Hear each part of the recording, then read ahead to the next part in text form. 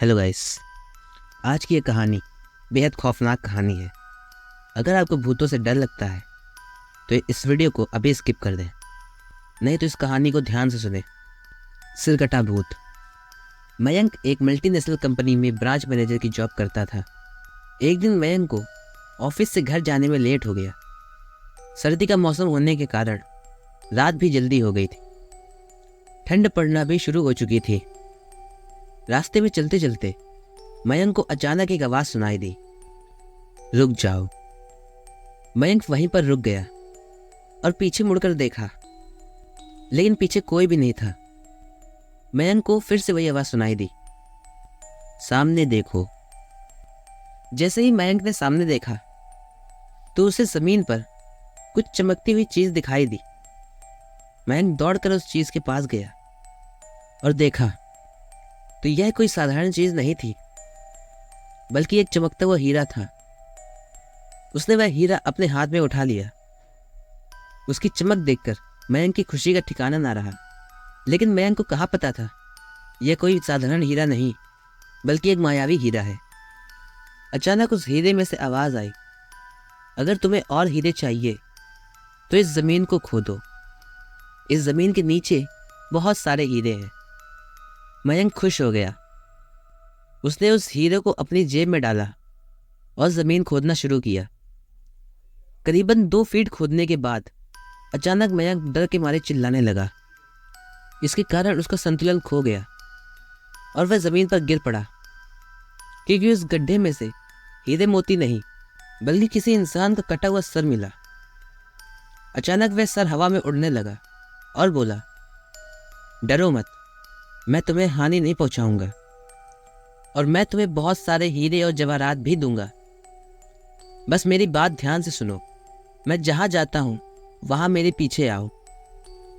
फिर वह सिर हवा में उड़ा और जंगल की ओर बढ़ने लगा। करीबन 1 किलोमीटर चलने के बाद वह सिर रुक गया। मयंक भी रुक गया।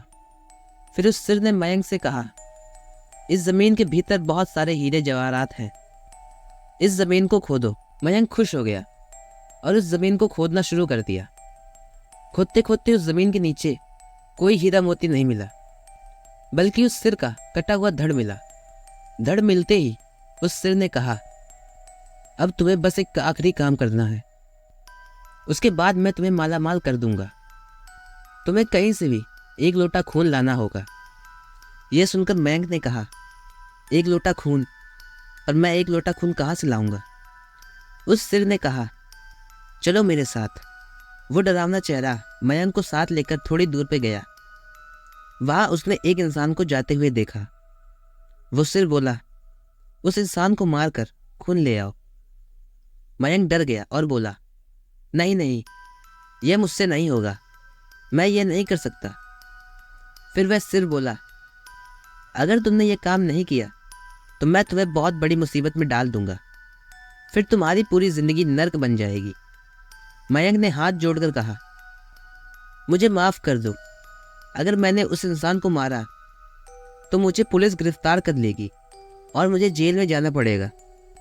उस सिर ने अपने तंत्र मंत्र की शक्ति से एक छुरी और एक लोटा प्रकट कर दिया और गुस्से से बोला, अगर तुमने मेरा यह काम नहीं किया तो मैं तुम्हारे पूरे परिवार को मार डालूंगा।